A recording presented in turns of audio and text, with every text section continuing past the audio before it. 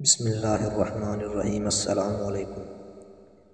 حضرت علی رضی اللہ تعالیٰ عنہ ایک بار گھر تشریف لائے تو حضرت فاطمہ رضی اللہ تعالیٰ عنہ نے کہا، میں نے یہ سوت کاتا ہے، آپ اسے بازار لے جائیے اور بیچ کر آٹا لے آئیے تاکہ حسن و حسین رضی اللہ تعالیٰ عنہما کو روٹی کھلاؤں۔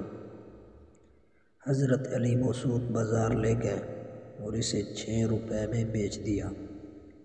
پھر ان روپوں کا کچھ خریدنا چاہتے تھے کہ ایک سائل نے صدا لگائی، من یقرض اللہ قرضا حسنا۔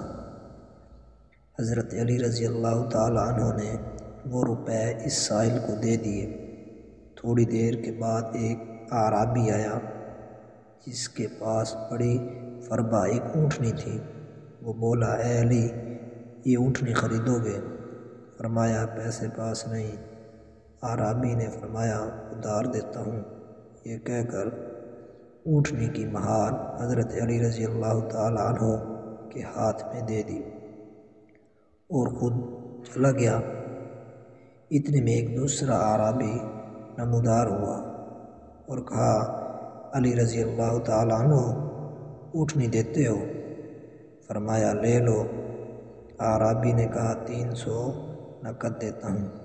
یہ کہا اور 300 نقد حضرت علی رضی اللہ تعالیٰ عنہ کو دے دیے اور اونٹنی لے کر چلا گیا۔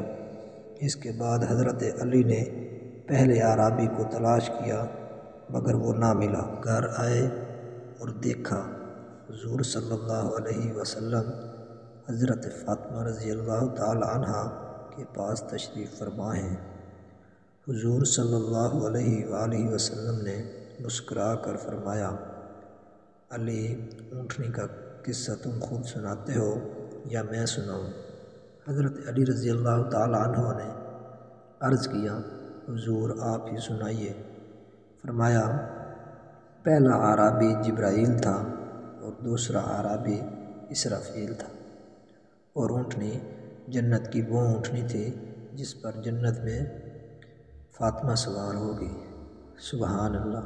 خدا کو تمہارا احسار جو تم نے 6 روپے سائل کو دیے پسند آیا، اور اس کے صلے میں دنیا میں بھی اس نے تمہیں اس کا اجر اونٹنی کی خرید و فروخت کے بہانے دیا۔